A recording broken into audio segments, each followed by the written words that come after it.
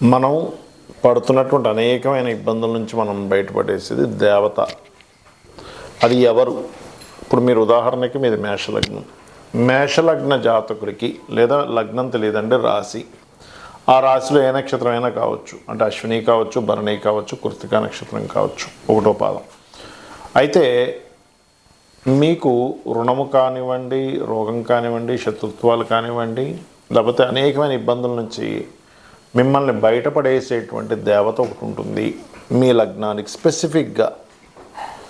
అదేమిటి, అది ఎలా ఆరాధన చేయాలి అనేటువంటి అంశాలు చెప్తుంది నేనైనప్పటికీ చెప్పిస్తుంది సాక్షాత్ లలిత అమ్మవారిగా భావిస్తూ ఆ లలితాంబిక అమ్మవారి యొక్క అనుగ్రహం పరిపూర్ణంగా కలగాలని మనస్ఫూర్తిగా కోరుకుంటూ, ఇక్కడ మేషము వారికి పంచమాధిపతి, పంచమ స్థానం మంత్రస్థానంగా చెప్తుంది జ్యోతిష్ శాస్త్రంలో. మంత్రము మన్నాత్రాయితే ఇది మంత్ర. పంచమాధిపతి ఎవరు అనేది తీసుకోవాలి. మీకు పంచమాధిపతి సూర్య భగవానుడు అవుతాడు. అంటే మీరు సూర్య ఆరాధన ఎక్కువగా చేయాలి. అయితే ఎప్పుడు కూడా ఒక్కోసారి చూడండి, మనకెప్పటికీ పర్మనెంట్గా ఉండేది సూర్య భగవానుడు. కానీ మీ పంచమ స్థానంలో ఏదైనా గ్రహం వస్తున్నప్పుడు ఆ దేవత ఆలయాలకు వెళ్ళడము అవి చేస్తూ ఉండాలి. ప్రస్తుతం ఇప్పుడు మీరు కనుక చూస్తే కేతువు కూడా ఉన్నాడు పంచమంలో, కాబట్టి గణపతిని ఆరాధిస్తూ ఉండాలి. మరి సూర్య ఆరాధన చేయడం వల్ల మనకి దైవం మనుష్య రూపేణ అంటూ ఉంటారు. అంటే మనుష్య రూపంలో దైవం ఎలా వచ్చి మనకు సహకరిస్తుంటుంది అంటే, ఎక్కువగా మీరు అంటే గవర్నమెంట్ పీపుల్ ద్వారా కానీ, లేకపోతే తండ్రి రూపంలో కానీ, తండ్రి సమానులైన వాళ్ళ వల్ల కానీ, లేనట్లయితే మెడికల్ రంగాల్లో ఉండేటువంటి వారి వల్ల కానీ, ఆరోగ్యాన్ని చెప్పేటువంటి వారి మూలంగా మీకు వస్తూ ఉంటుంది. గుర్తుపెట్టుకోండి. అదేంటంటే అదెలాగా అంటే, మీరు పూజిస్తున్నటువంటిది, మీరు ఆరాధిస్తున్నటువంటిది సూర్య భగవానుడిని. మేషం వారు ఎప్పుడైతే సూర్య ఆరాధన చేస్తుంటారో, సూర్యుడికి జ్యోతిషాస్త్రంలో ఇవన్నీ కారకత్వాలు చెప్పబడ్డాయి. మరి ఇక్కడ ఒక చిన్న కిటుకుంది ఏంటంటే, ఏమండి మరి మా జాతకంలో పితృదోషాలు ఉన్నాయి, అప్పుడు ఎలాగా? ఎందుకంటే పితృదోషం అనేటువంటిది సూర్యుడు క్షేత్రం పాడవడం వల్ల కానీ, సూర్యుడు పాడవడం జరుగుతుంటుంది. అప్పుడు ఏం చేయాలి అంటే, సూర్యుడు గనక మీకు పరిపూర్ణంగా ఫలితాలు ఇవ్వాలంటే పితృదేవత ఆరాధన కూడా చేస్తూ అప్పుడు చేయాలి. అప్పటి వరకు అది కనెక్ట్ అవ్వదు. గుర్తుపెట్టుకోండి, మీరు చేసే ఉపాసన సంబంధించింది ఏదైతే ఉందో అది కనెక్ట్ అవ్వదు ఎట్టి పరిస్థితుల్లో. అలా చేసినప్పుడే మీకు అది కనెక్ట్ అవ్వడం స్టార్ట్ అవుతుంది. గుర్తుపెట్టుకోండి. కాబట్టి ఇలా చేయండి. అప్పుడు ఏమవుతుంది, మీకు ముఖ్యంగా సూర్య ఉపాసన వల్ల ఆరోగ్యము, కీర్తి, యశస్సు ఇవన్నీ కూడా వస్తాయి.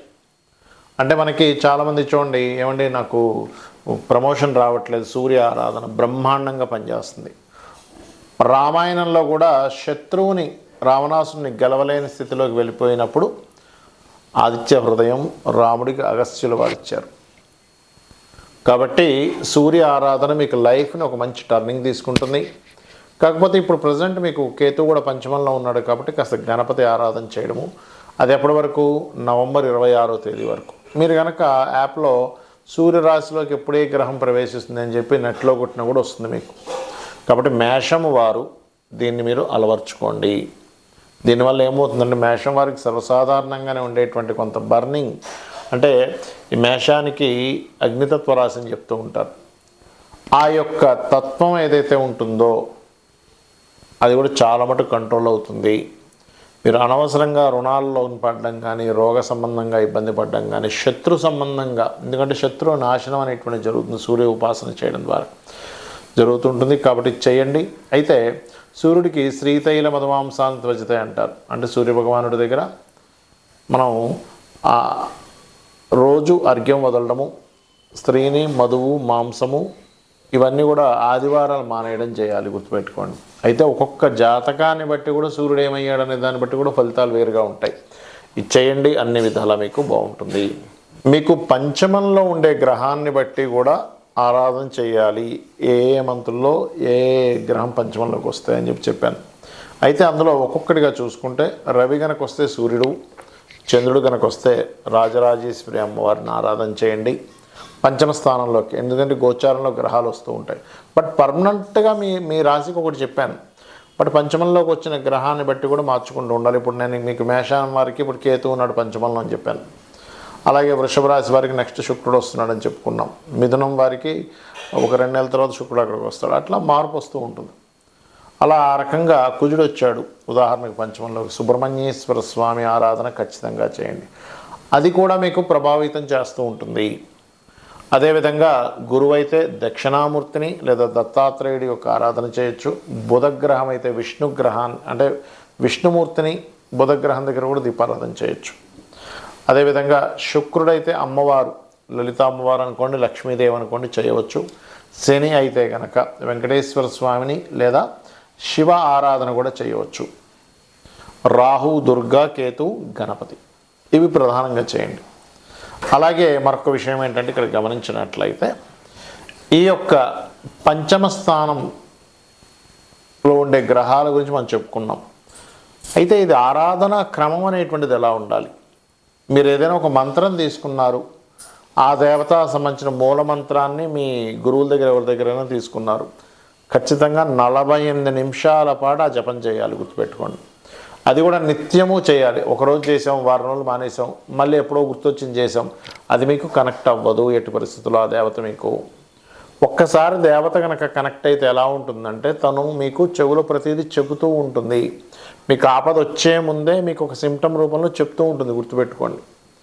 ఇలా జరగబోతుంది, ఇలా అవ్వబోతుంది, ఏదో రూపంలో, ఏదో మనిషి రూపంలో. ఇందాక మనం చెప్పుకున్నాం, రవి అయితే ఈ గవర్నమెంట్ పీపుల్ ద్వారా అని, చంద్రుడైతే మాతృ రూపంలో అని, కుజుడైతే అన్నదమ్ములు అన్న లేకపోతే తమ్ముడని పిలిచే వాళ్ళ రూపంలో అని ఇలా చెప్పుకున్నాక, అలా ఏంటంటే మీకు ఒక దేవత నిత్యము ఆరాధన చేయడం ద్వారా మీ పక్కనే మీరు ఎప్పుడు ఏ పని చేస్తున్నా సరే మీతో పాటే ఉంటూ మీకు ఆపద వచ్చే విషయాన్ని ముందుగానే సంకేతం తెలుపుతుంది. ఇది గుర్తుపెట్టుకోండి.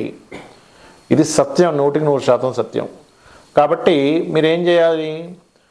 ఒక దేవతని కంటిన్యూస్గా ఒక ఆరాధనా భావంతో నిష్కల్మషంగా ఫలాపేక్ష రహితంగా అని చెప్పి భగవద్గీతలో చెప్తూ ఉంటాడు. మీరు పత్రమైనను, పుష్పమైనను, ఫలమైనను, ఉదకమైనను ఫలాపేక్ష రహితంగా ఎవరైతే నాకు సమర్పిస్తారో భక్తితో వాటిని నేను ప్రీతిగా స్వీకరిస్తున్నాను అంటాడు. ఇక్కడ చాలామంది ఏంటంటే ఏమండి కోరిక లేకుండా ఎలాగా మనం పలానా తప్పు లేదు, కోరుకోవచ్చు. కాకపోతే ఇక్కడ ఏంటంటే నేను ఫలానా దేవతని చేస్తే నాకు ఇది వస్తుంది అనేది పక్కన పెట్టేసేయండి. ఎందుకంటే దీపాన్ని తీసుకొచ్చినప్పుడు కాంతి ఆటోమేటిక్గా వస్తుంది.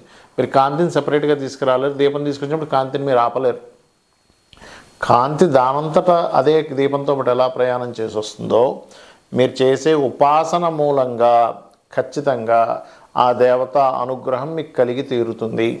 కాకపోతే ఇక్కడ మీరు అర్థం చేసుకోవాల్సింది ఏంటంటే మీ లగ్నం నుంచి పంచమాధిపతి ఎవరు, ఆ పంచమాధిపతికి అధిష్టాన దేవత ఎవరు, ఆ దేవత సంబంధించి నేను నిత్యం చేసుకోవాలి అంతే. ఇంకా ఒకవేళ ఆ పంచమ స్థానం పాడైనప్పుడు ఏం చేయాలి? అది సర్పదోషం ఏర్పడిందా, లేకపోతే ఉదాహరణకు సర్పదోషం ఏర్పడింది, సర్పప్రతిష్ఠ రావి చెట్టు చుట్టూ ప్రదక్షిణాలు చేయండి. లేదా పితృదోషం ఏర్పడింది, పితృదేవత ఆరాధన కూడా చేయండి. లేదా మాతృదోషం ఏర్పడింది, అమ్మవారి ఆలయాలకు వెళ్ళి సేవలు చేయండి. లేదా కుజదోషం ఏర్పడింది పంచమంలో, అప్పుడు సుబ్రహ్మణ్య స్వామి ఆరాధన కూడా తీవ్రంగా చేయండి. లేదా ఆంజనేయ స్వామి ఆలయాలకి, సుబ్రహ్మణ్య స్వామి ఆలయాలకు వెళ్తూ ఉండండి. అప్పుడు ఏమవుతుందంటే మీ యొక్క ఉపాసన, చాలామంది అంటుంటారు ఏమంటే నేను ఫలానా ఉపాసన చేస్తున్నాను కానీ నాకు ఫలితాలు రావట్లేదు అంటూ ఉంటారు. అలా ఫలితాలు ఎందుకు రావట్లేదంటే అక్కడ ఒక దోషం కూడా ఏర్పడింది. ఆ దోషాన్ని క్లియర్ చేసుకొని మీరు ఉపాసన చేయండి. ఖచ్చితంగా అమ్మవారి అనుగ్రహం, మీరు పూజించేటువంటి దేవతా అనుగ్రహం 100% జరుగుతుంది. మీరు లైఫ్లో ఎదగడం జరుగుతుంది. శ్రీమాత్రే నమః. ఇక్కడ మరొక్క విషయం ఏంటంటే కేవలం దేవతా అనుగ్రహంతోనే మీరు ముందుకు వెళ్ళలేరు. గుర్తుపెట్టుకోండి. పితృదేవతల యొక్క అనుగ్రహం కూడా కావాలి. మనం చూస్తూ ఉంటాం ఏమంటే ఏదో గాలి సోకింది, లేకపోతే ఏదో ఒక నెగటివ్ ఎనర్జీ పట్టుకుంది, లేకపోతే ఒక పిశాచ యోగం కనెక్ట్ అయింది అంటూ ఉంటాం. ఆ యొక్క డైమెన్షన్స్లో మీ పితృదేవతలు ఉంటారు. గుర్తుపెట్టుకోండి. అంటే సేమ్ డైమెన్షన్స్లో కొన్ని ఎనర్జీస్ ఉంటాయి. మనకి చూడండి, మనం వింటూ ఉంటాం అతల సుతల వితల పాతాల తలాతల అనేటువంటి ఒక మాట వింటూ ఉంటాం. అంటే 7 లోకాలు, కింద 7 లోకాలు, మొత్తం 14 లోకాలని. అదేదో లోకాలు అనగానే మన భూమి నుంచి పైన ఉండడం, కింద ఉండడం కాదు. ఒకే దగ్గర డిఫరెంట్ డైమెన్షన్స్లో ఉన్నాయని అర్థం. ఆ డిఫరెంట్ డైమెన్షన్స్లో ఉండేటువంటిది ఒకదానికొకటి కనెక్టివిటీ అసలు మనం ఉందని కూడా మనకు అర్థం కాదు. ఆ రకంగా మీరు కేవలం దేవతారాధన చేస్తున్నాను నాకు మంచి కలగాలంటే అది పూర్తి స్థాయిలో మీకు పూర్తి అవ్వదు. మీ యొక్క సాధన కానివ్వండి, ఏదో మీ జీవితం కానివ్వండి. ఖచ్చితంగా పితృదేవత ఆరాధన ఉంటేనే చేస్తేనే దేవతలు కూడా మనల్ని అనుగ్రహిస్తారట. ఎందుకు? మన యాన్సిస్టర్స్.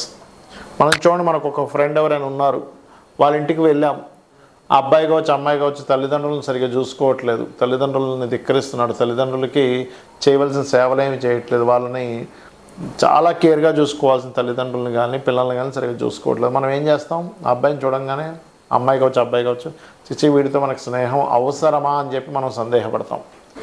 ఎందుకు? వీడికి సొంత వాళ్ళ మీదే లేదు, ఇంక వీడితో నాకు స్నేహం ఏంటి అనిపిస్తుంది. అలాగే దేవత కూడా అదే విధంగా ఆలోచిస్తుంది, గుర్తుపెట్టుకోండి.